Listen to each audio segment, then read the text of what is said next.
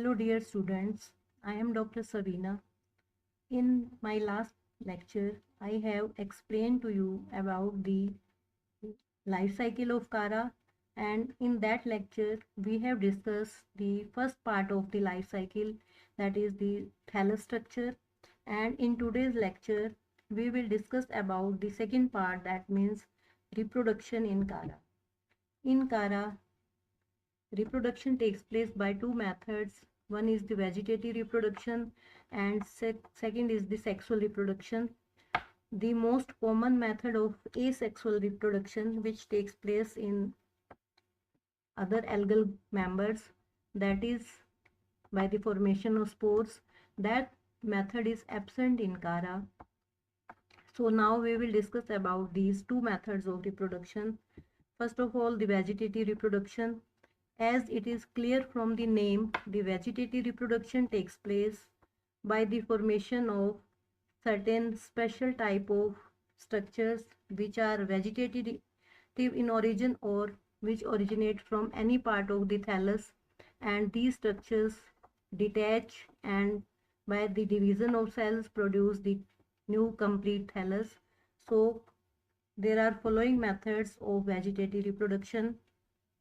First of all, the bulbils. These bulbils are rounded or oval or tuberous structures. These originate from the rhizoids or on the lowermost node of the main axis, and after the detachment, these bulbils produce the complete Kara thallus. These bulbils are filled with the reserve food material which is required for the growth of these structures, and that is why these can produce the complete thallus. Second is the formation of amylum stars. These amylum stars are multicellular and aggregate of cells, and these are star-like in look, so is the name amylum stars. And these are also filled with starch, so these are called the amylum stars. And these also originate from the lower node of the main axis, and after detachment these produce the complete Kara thallus. Next is the formation of amorphous bulbils. These amorphous bulbils are group of many cells. These are small cells and these are aggregated to form this amorphous bulbils. These bulbils also originate from the rhizoids or on the lower node. So actually these amorphous bulbils are the perinating structures. That means these structures tide over the unfavorable conditions, and when the better conditions prevail again, these structures produce the complete Kara thallus. Then next is the secondary protonema. This secondary protonema originate from the primary protonema, and primary protonema is formed in the normal sexual life cycle of the Kara, and after the germination of the haploid nucleus which forms the protonemal initial, and that forms the tubular structure or thread-like structure which is called primary protonema. And from the base of the rhizoids of this primary protonema, again tubular structures are formed, and these are called the secondary protonema, and these secondary protonema also help in the formation of new Kara thallus. So in this way, by the formation of special vegetative structures, the reproduction in Kara takes place. Then next we come to the sexual reproduction in Kara. Sexual reproduction in Kara is oogamous type.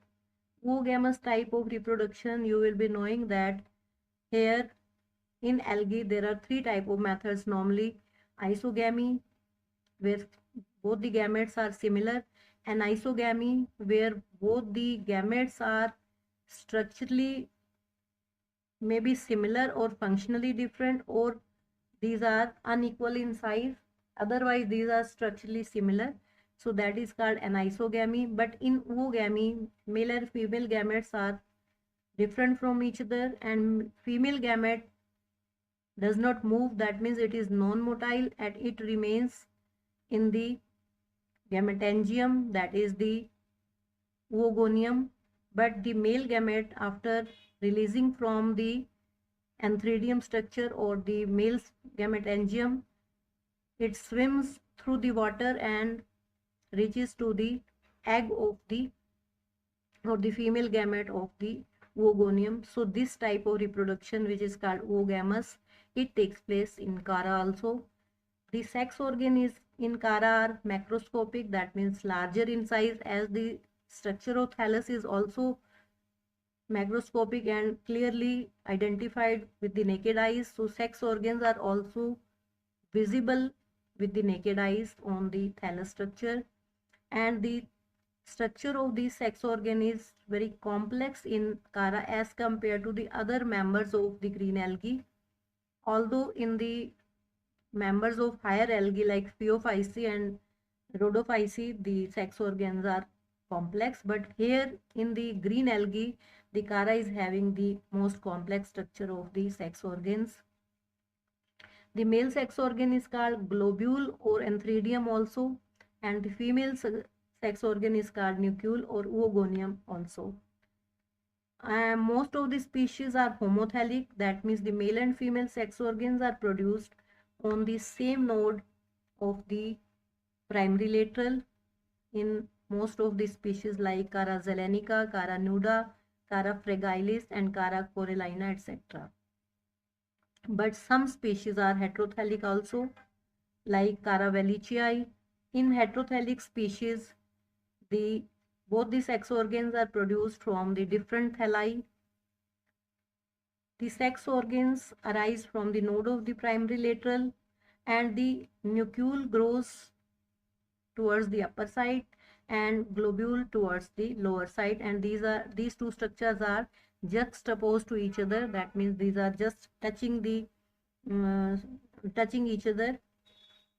The development of the sex organ is protandrous. Protandrous means although both the sex organs are present on the same node of the same primary lateral, but on the one node the antheridium or the globule develops earlier and the nucleus develops later on. So this is called the protandrous type of sex organs. One thing I also want to tell you here, that although the development is not in your syllabus, but I want to clarify to you that both the sex organs, globule and nucleus, these originate from the same node and the peripheral cells of the node. From the one peripheral cell, complete nucleus is formed, and from the other peripheral cell, the structure of complete globule is formed. So in this way, which we have earlier discussed, that from the primary nodes of the primary laterals, sex organs and the stipuloids originate. So this I want to tell you. Then this is the collected material, and from this is the picture of the collected material. From this picture you can see that in this picture the sex organs are visible. These are the nodes of the word primary laterals, and from these structures globule and nucleus are visible. This is the enlarged structure picture of the whorl of primary laterals, which originate from the main axis. So here the structure of nucleus and globule are very clearly visible, and the color of the globule is orange and the color of the nucleus is dark green in color, but later on after fertilization it changes into the brownish or the blackish color. This is also an enlarged picture of the structure of globule and nucleus. Now we come to the detailed structure of the globule. First of all, this is the primary lateral. These are few nodes, 5 to 15 nodes are present, and the length of the internode on the primary lateral is less as compared to the main axis or the branches of unlimited growth. This is also the enlarged structure. This is internode, this is node. From the node, here the nucleus and this globule originates, and these are the stipuloids. So here is the detailed structure. The globule is spherical in structure and it is made up of 25 cells when it is just developed or when it is young. There is a one cell which is called the stalk cell or the pedicel cell. This cell attaches to the node, so it is also the cell which helps in the attachment of the body to the node of the primary lateral. Then 8 shield cells are present. These are the 8 shield cells, and this is, we can say, form the wall of the globule. And these 8 shield cells later on get enfolded and give the appearance of many more cells. So this is called the pseudocellular structure, or appearance is like it is having many more cells, more than 8 cells, so it is called pseudocellular. The shield cells are orange in color, so is the color of the globule, which is orange in color. From these 8 shield cells, 8 from these 8 shield cells, 8 rod-like cells originate, which grow inwards in the cavity of the globule, and these are called the manubrial cells. So these are also 8 in number. And from the tip of these 8 manubrial cells, small head cells originate, which are called the primary capitular cell. So there are total 25 cells in this way, but this gives the appearance that the cells are more than that. And after that, when further maturation of this globule takes place, from the tip of, sometimes the number of these primary capitula may also be more than 8. These can be 16 also. Now from the tip of the each manubrial cell, either 1 or 2 primary capitula may originate, but normally in normal maximum species it is 1 in number. From each primary capitulum, further 2 to 6 secondary capitula originate, which grows in the center of this globule. From these secondary capitula, from each of the secondary capitula, 2 to 4 thread-like or whip-like filaments originate. These are the filaments. These originate from the secondary capitula, and these are called the antheridial filaments. And in each antheridial filament there may be 25 to 200 cells, and from each of these cells one biflagellated coiled antherozoid is formed. So in this way, total number of antherozoids per antheridium may range from 20,000 to 50,000. That means this high number is of the antherozoids which are liberated by the maturation of the globule structure. So next is how the antherozoids get liberated.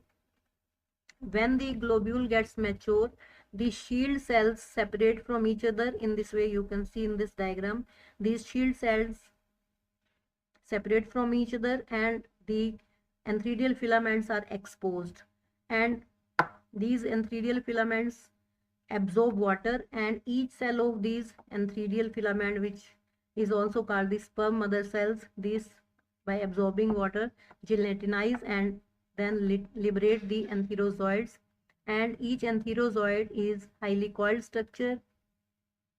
This is the single antherozoid. This is highly coiled and having single coiled nucleus, and at the tip it is having 2 flagella, so this is biflagellate structure. And coiled and uninucleated structure. So in this way, the liberation of antherozoids takes place, and these antherozoids, these are motile biflagellated, these swim in water up to the time of fertilization. Next, we come to the structure of globule, nucleus. Nucleus is the oogonium also, as the name. So these are the nucleus which originate on the upper side of the node of the primary lateral. Then this is the enlarged structure, and this is the structure of a single nucleus. So nucleus is bright green in color, and it is made up of two parts: body of the nucleus, that is called oogonium, and a cell here which is called the pedicel. The pedicel cell of the nucleus is smaller as compared to the pedicel cell of the globule, which is slightly larger. The body of the oogonium is enveloped by 5 tube cells, and these 5 tube cells, these are the tube cells, and in this diagram you can see that these are spirally arranged around the body, and so these are called the tube cells. And at the tip of these tube cells, 5 small cells which are cut off from these 5 tube cells, these are called the coronary cells, or collectively the corona. Corona is the name, which is the name of the disease these days, due to which you are listening the topic in this way by digital means. So nucleus in this oogonium, or the nucleus, that is at the basal portion, and cytoplasm is more in this region. This nucleus is called the egg, and the upper portion is having less cytoplasm and hyaline, and this is called the receptive spore to receive the antherozoids at the time of fertilization. So next we come to the fertilization. When the oogonium or the nucleus matures, the 5 tube cells, these get separated from each other, and also the coronary cells get separated from each other. A slightly longer portion, that means neck-like structure, is formed, and a slits are formed, and through these slits the antherozoids can penetrate. The antherozoids are chemotactilically, that means by the formation of some chemical in the ovum, these are attracted towards the oogonium, and these enter through these slits and penetrate into the gelatinized or broken wall of the oogonium. Many antherozoids enter into the oogonium structure, but out of these only one fertilizes the egg, and in this way the diploid structure, that means zygote, is formed, and this zygote secretes a thick wall around it, and that thick wall structure is called the oospore. This oospore after maturity is very hard and oval structure, and this contains a diploid nucleus and many oil globules in the form of reserve food material. So this oospore is the only diploid structure in the life cycle of Cara. Next we come to the how the germination of this oospore takes place, and how again the thallus of Cara is produced. So the oospores germinate when the favorable conditions appear. Up to that, this remain stagnant or lying in the bottom of the water body, where the water is less at this time, and these are the unfavorable condition when in the pond or pool the water is less. So after the favorable conditions appear, the diploid nucleus at this stage, or before than that, this moves to the upper part of the or the apical part of the oospore, and after that it undergoes meiosis and forms the 4 haploid nuclei. Out of these 4 haploid nuclei, this was the just diploid stage, and again the haploid stage has come. The 3 nuclei that move to the bottom of this oospore, and 1 nucleus that remains in the upper transparent or hyaline portion, and a septa and a transverse septa is formed.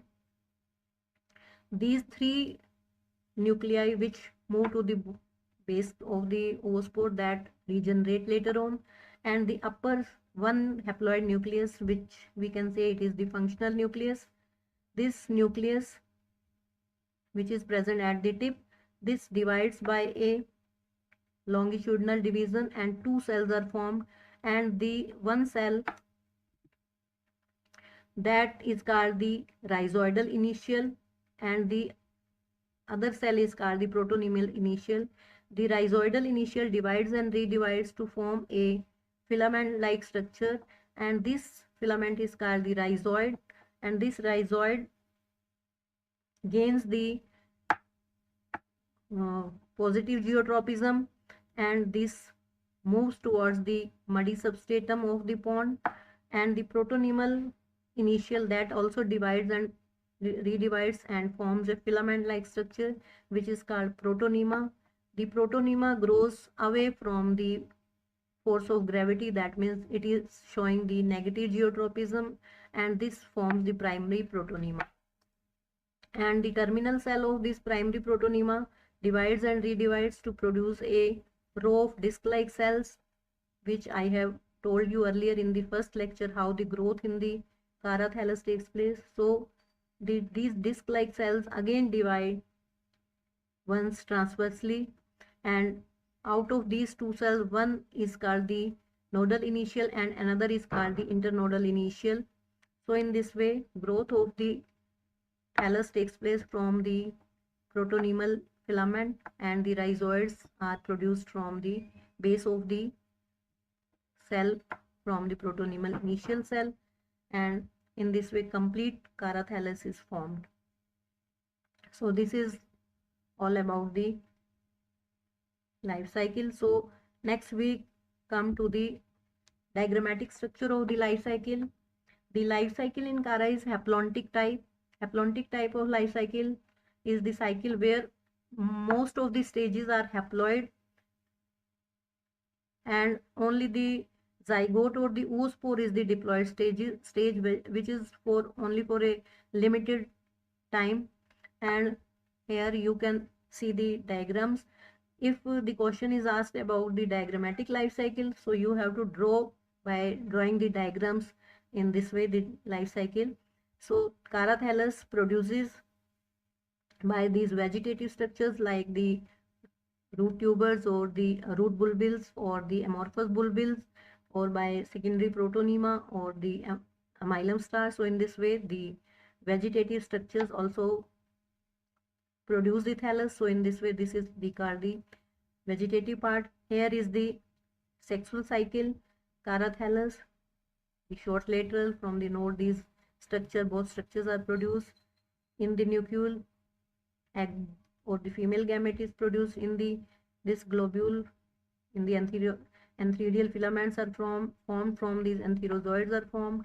Then fertilization takes place, zygote and oospore is formed, and this here the meiosis takes place, and this oospore by after meiotic division germinates and it produces the primary protonema. From the primary protonema adult plant is formed.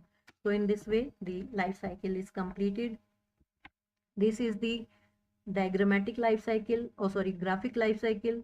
Here we don't draw the diagrams, just by writing the names of different stages we draw the life cycle. So this is called the graphic life cycle. Kara thallus, these are various methods of vegetative propagation, and these are the sexual and gametangia, gametes, fertilization. Then this is only the diploid stage, and meiosis again haploid, protonema and adult plant. So this is the haplontic type of life cycle. So depending upon the question, you can just draw the graphic or the diagrammatic life cycle, or you have to explain the complete structure or stages of life cycle, and the diagram or the graphic representation also in the end of the life cycle you have to give. So there are some questions related to this topic. In my earlier lecture also I have told you about the few objective or 1 mark question. Here are some other questions. like name the common vegetative structures of reproduction. These just you have to give the names, or if the question is explain the vegetative reproduction, then you have to properly explain the diagram with the diagram also. Then explain the structure of globule in Cara, explain the structure of nucleus in Cara. Then if question is that give the diagrammatic life cycle of Cara, so you have to give only the diagrams. With the diagram you have to draw the life cycle.